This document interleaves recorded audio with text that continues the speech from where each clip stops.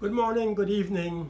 Welcome to another program, the first in the series for 2020. Now that the Christmas and the New Year's celebrations are over, and we at Straight Talk have to assume that all our friends and viewers had a wonderful time for the Christmas and New Year holidays. We now have that those holidays are over to buckle down and prepare for the challenges in 2020. Many difficulties lie ahead, many challenges lie ahead, but so do the opportunities. And therefore it is necessary for us to buckle down, put our shoulders to the wheel in order to prepare for the struggle that lies ahead. Without struggle, there can be no victory, and without victory, there can be no or little opportunities for those who have been fighting all the years to bring Guyana back to where we were in 1992, but at the same time, going backwards in order to go forward with more progress. 2020 promises to be a very eventful, if not exciting, years for many reasons. But it's important that we focus on the major issues of concern to the Guyanese people. Guyanese people from all walks of life have fundamental issues that of concern to them. And that is why in 2020 we should not lose focus on those issues that are of paramount importance to all Guyanese, irrespective of their social, economic, or political standing. I would wish to identify just three of those concerns, although there are many of them. But I pick three of the concerns that I believe that are of critical and vital importance to our people. The first one is jobs. Thousands of Guyanese are without work. And I need not mention once again the sugar workers who are in the midst of this dilemma. But that apart, or they apart, there are thousands of Guyanese, some who are very well qualified, who are, as Guyanese would say, kicking bricks, so to speak, without a job, without the possibility of earning a living in order to improve their well-being. Having a job is extremely important for an individual who may be qualified. Also for those who may have written dozens of applications all over and have never received the courtesy of a response. What about the graduate who had just come out from the University of Guyana? What about the students who have sat several CXC subjects and gotten the main ones, which is English and Maths, and have written dozens of applications and are still awaiting a response? What about those who, for political and other reasons of political discrimination and victimization, who were employed during the time of the PPPC administration, but were dismissed without any reason whatsoever from the jobs which they held for many years? And so without a job, there's no money in one's pocket. There's no income in order to upkeep the family. There's no income in order for the children to attend school with a lunch kit with goodies packed inside. And without a job, it's difficult to pay the rent, to pay the light bill, to pay the water bill, and to purchase food, to purchase food for the home and the family. And so this is why jobs are so important. Jobs are also important to turn the wheels of industry, to make the country become not only an industrial producer, but an agricultural producer. When you have more people in the industrial sector, working in the industrial sector, working in the services sector, working in the agriculture sector, then it means that you have a very dynamic economy. It means that you have people who are gainfully employed and people who are contributing to the growth of the national wealth of the country. With the growth of the national wealth, it means more disposable income. The country becomes more prosperous. People have more money in their pockets to spend and to enjoy life with their families or even by themselves. And so this is how and why jobs are so extremely important for families, for the individual, or for the UG graduate, or even those who may not have attended UG but are just coming out of college with qualifications. The other important issue as we look ahead in 2020 is the question of security. Now, one may have a good job. One may have security of tenure. You may be earning what you may consider to be a reasonably good salary or payment, wages. And you may have some of the comforts that go along with having a good job.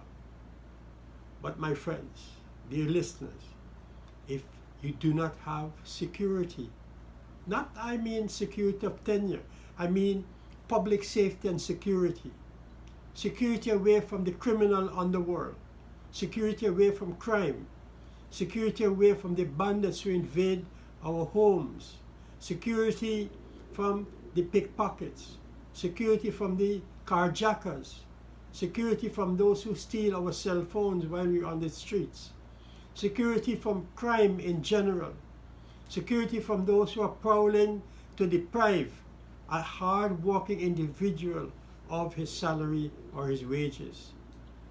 This is the kind of security that I'm referring to. So that while we may have a job, a good job, or a job that we're not satisfied with, but at least we're earning an income, if we do not have what I describe as the security blanket that protects us from those who wish to deprive us of life, limb, and property, we do not have what is called human security. Human security is all-embracing. It brings security in various manifestations, and therefore jobs and security go hand in hand. Following on from jobs and security is a big question of standard of living. Now, one might be having a job, and as I said, you may be earning a living wage or a living salary. The family might be relatively comfortably living within their means. And security, being a threat as always, is going to be compounded by a drop in the standard of living of the people. I'm talking here about affordability to exist as a family unit. Standard of living has to do with cost of living. So you might have a job, earning money, but the standard of living is so high. Goods and services are so expensive. Light bills are so expensive to pay. Water bills are so expensive to pay every single month. Food is so expensive, especially certain types of food that are good for nutritional values for the body. Food for the kids that are of a special importance to make them grow strong and healthy. All these things carry, in many examples or in many cases, a very heavy price that cannot be afforded by a simple and working class family. And that is why standard of living, which is linked to the whole question of cost of living, and cost of living linked to many of the other services or payment for the other services, your rent, your light bill, your water bill, transportation in the minibus or the hire car. All these, my friends, are issues that contribute to a standard of living that becomes unaffordable. And so, in my own respectful view, when we look at these three, what I could consider to be fundamentals of our concerns, jobs, crime or fight against crime and security, and standard of living. These are the issues that must drive our interest in the future that lies ahead of us in the year 2020. And by the way, these are national issues. While they are of concern to individuals in various walks of life, if you go on the quarantine, if you go to Berbice, if you go to Essequibo, if you go to the interior, if you go to the islands, the Essequibo Islands I'm referring to, the coastline in general, every single Guyanese is talking about these issues. The business community, they managed to make a few dollars over the Christmas and New Year holidays, but they are still not very happy with the way the economy is performing and what they are benefiting out of the economy as men and women who have invested in the private and business sector, or the commercial sector as we call it. So this is a national phenomenon in which almost every Guyanese is feeling what I would describe as the pinch. And they have to do their utmost in order to survive, in order to exist under these extremely difficult conditions ever since 2015, when the APNU AFC came into office. But having spoke about these difficulties and these challenges, let us not lose faith, let us not lose hope. We always have to look on the positive side of things. But this positive side of things would require sacrifice, would require struggle, and would require a deep degree of social and political consciousness. The time for sitting on the sidelines is fast approaching, or not sitting on the sidelines is fast approaching. We are approaching a time, we are approaching a decisive moment in our lives when sitting on the sidelines is not the best thing to do for the future of our country and the young people and the children of the nation. As Martin Carter, our famous poet laureate, said, all are involved and all are consumed. What does that mean? It means all of us, once we want a better life, once we want a change of government, once we reject the labels, we reject the slogans, and we reject the empty promises, and we want a return of the PPPC to office, it means that we have to tighten our belts and prepare for the struggle that lies ahead. And therefore there's a solution. And the solution that I'm referring to is to have free and fair elections in our country. It is the single most important opportunity come March 2nd, 2020, that each and every one of us will have to make that change. It is the single most important opportunity that we will have for the next 5 years to determine whether we want to continue living under these extremely difficult and onerous conditions. And therein lies the opportunity for change. That opportunity will present itself on March the 2nd. Let us not lose or waste that opportunity. Let us not allow that opportunity to pass us by. Let us not say that I am not involved or I don't want to get involved in politics. But when the sweetness begins to flow, we want to be part of it. And when the bitterness is there, we say, well, we did not vote for that bitterness. Sitting on the sidelines has become something of the past. And I return back to this question of the wonderful, glorious, and once in a lifetime opportunity that will be given to us on March 2nd by virtue of our right to vote, and as I emphasize, under free and fair elections. I would like to further emphasize this point, that free and fair elections comes as a result of struggle, comes as a result of a fight. Now I do agree that not all of us can struggle or can fight or can contribute in the same way. We all have different ways in which we can make our contribution to achieve that single most important objective. But irrespective of how big or how large or how medium-sized that contribution is, how modest that contribution is, how generous that contribution is, the fact of the matter is that we're all contributing to a single cause. And that cause is to have free and fair elections. Free and fair elections will never come to us on a platter. It will never come to us as a gift as we got during the Christmas holidays. It will not come nicely wrapped in a nice paper with a bow and handed to us. It will come as a result of a struggle, and a struggle on all fronts, and a struggle in which all must be involved, because of my understanding and my reading of the situation, the overwhelming majority of Guyanese people want a change of government.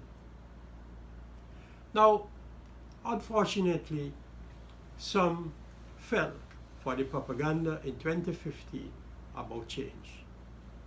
The newness of the coalition attracted many, and the propaganda of the coalition made many gullible. And so when they went to vote, they voted the PPP out of office, PPPC out of office. Now there are many who debate this question about the elections were rigged, the results were fraudulent, etc.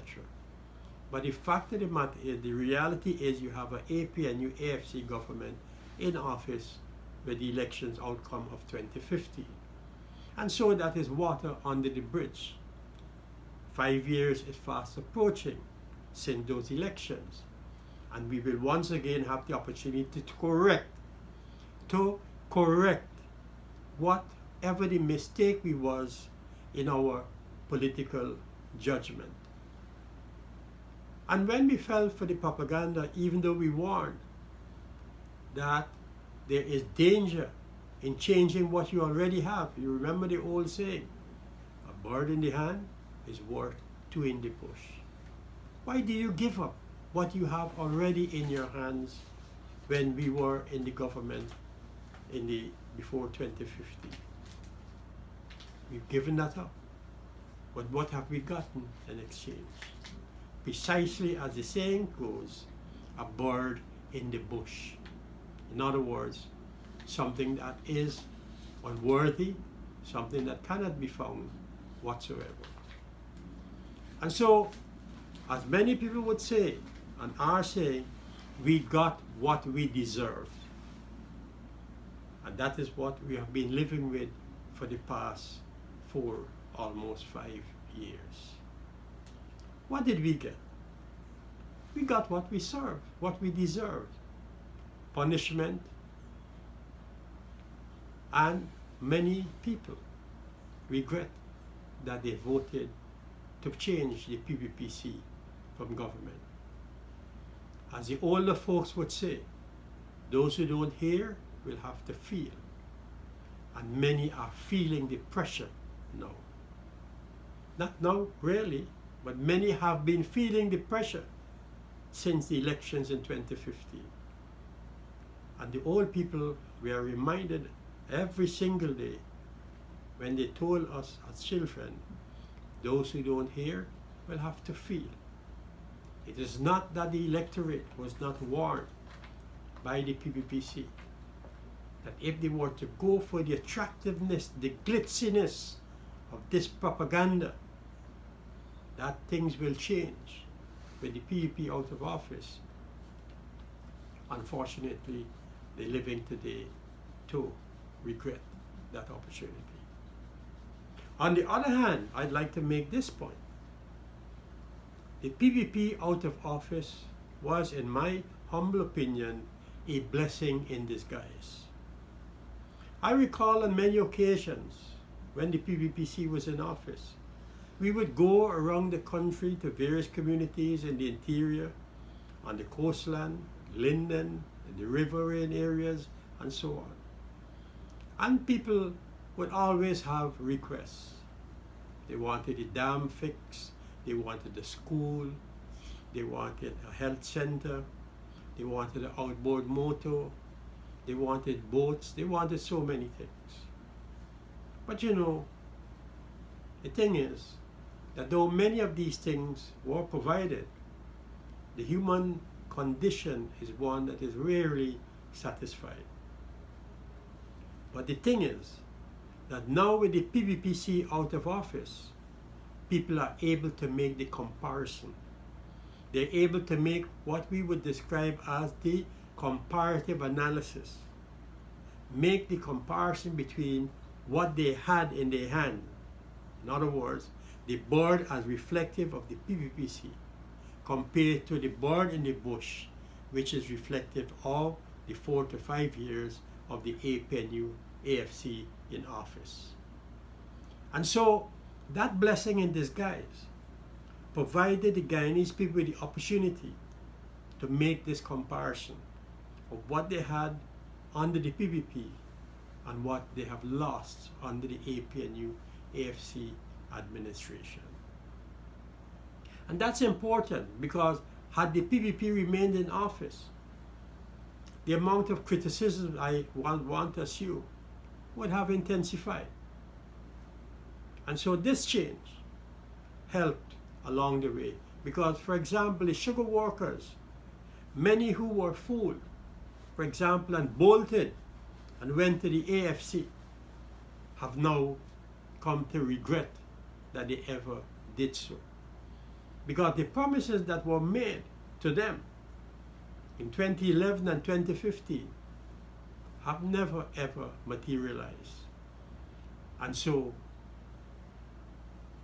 the AFC now being part of the APNU, because what has happened in the negotiations for the new Herdmanson Accord is that the AFC had virtually lost most of what it had gained in previous elections.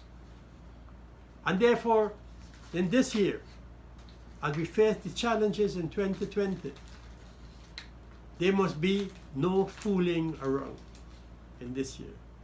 No fooling around whatsoever. All this talk about a good life and that we are now embracing the dawn of a decade for development. What decade for development can we have? It reminds me of the olden days when Mr. Forbes Burnham, who was the then president of Guyana, brought to Guyana an economist by the name of Mr. George David, a so-called developmental economist, who also charted a decade for development.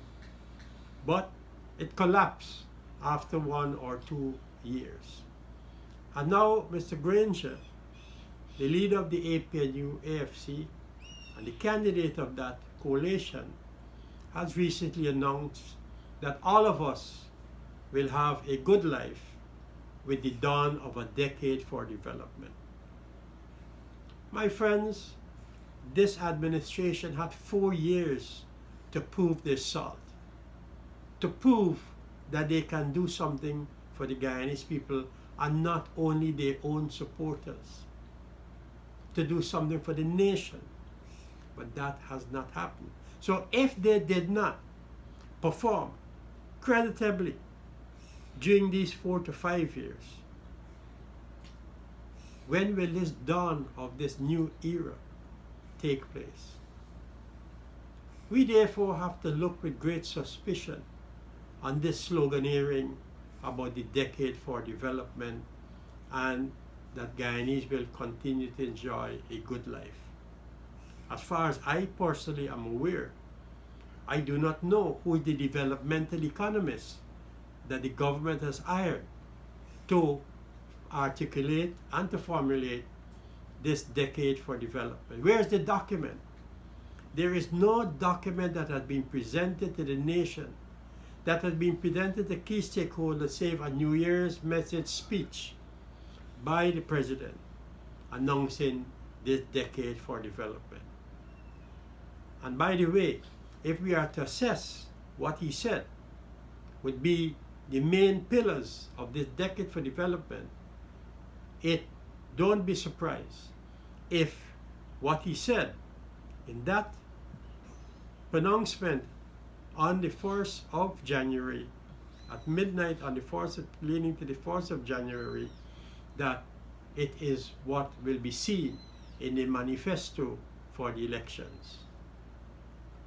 So my friends, empty promises, fancy words, nice sloganeering in the context of this so-called decade for development is highly suspicious. We have learned many lessons. In the past, it used to be eat less, sleep less, and work harder. It used to be, I have nothing to promise but hard work. It used to be that not a man will go to bed hungry, that there will be free milk and cassava. Now it is coming back in a much more subtle, a much more refined, and what appears to be a much more palatable way. But it is basically the same philosophy that Mr. Burnham pursued that is coming back in a new and written form. And so unless there's any document that is put out there for public debate and discussion, then let us agree that this is just sloganeering, and this is just fancy talk, fancy words that will eventually be reflected in the manifesto of the APNU AFC. As we proceed in the year 2020, we must remember that the APNU AFC administration not only made more promises, but tried to throw dust in the eyes of the Guyanese people. And I would like to refer just to two elements of what Mr. Granger referred to in his New Year's message. He made reference to the fact that in 2020, the government will go about the question of constitutional reform.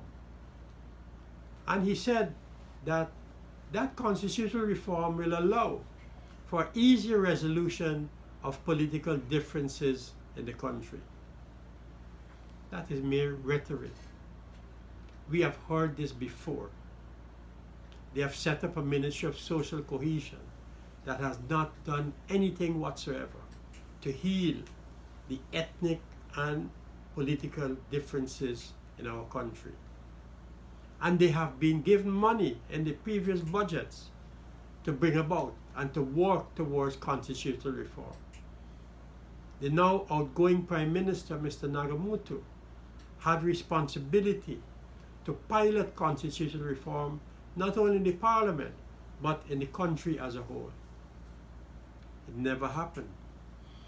And so, if we were to take what Mr. Granger said, not only with a pinch of salt, but with a dabu of salt, trust me, this whole question of constitutional reform and the easing of political differences rings hollow and means nothing to the survival and the well-being of the Guyanese people. Next, what he said was that we can expect in this decade for development to live in a gentle, green, and good country. A gentle, remind me of gentle Jesus, a gentle, green, and good country. That is what is going to come in the decade for development with Mr. Granger announced in his New Year's message to the Guyanese people. That sounds like if it's something out of a fairy tale, out of a storybook. And he's trying to make Guyanese people children that belong to a story tale or a fairy tale. We must reject this completely. For Guyana to be a gentle, greener, and good country, it requires more than one man getting up and making a speech. It requires a united nations. It requires a Guyana where all Guyanese people, as a result of a political solution, and Mr. Granger had never made any reference to the question of a political solution, so that it's all Guyanese, based on common good, common understanding, mutual agreement between the political and social players. When we all gathered at one table to resolve our differences, and not through a mere declaration, not through a mere promise that this can happen. In other words, the government of today, or the outgoing government today, and the party that is responsible for that government of today, does not have the capacity, the intellectual, the practical, the knowledgeable, nor the interest in bringing about these promises they've made about ending political differences, nor making Guyana a gentle, greener, and good country. That is a far cry from their possibilities. And since they are not capable of accomplishing this because of the history, past and present, take just for example the no confidence motion, or how they rode roughshod over the Constitution just to remain in office. How will they be able to accomplish these lofty objectives? And so, my friends, as we approach just 2 months before March the 2nd, we must vote with our conscience. We must let our conscience be our guide as we proceed peacefully and orderly to the polling station to cast our votes. And when we cast our votes, we must always have like a picture before us, a country where peace, progress, and prosperity rules paramount over any other consideration. Peace, progress, and prosperity for every single Guyanese man, woman, and child. That is our single most important objective coming out of March the 2nd, 2020. Thank you and goodbye.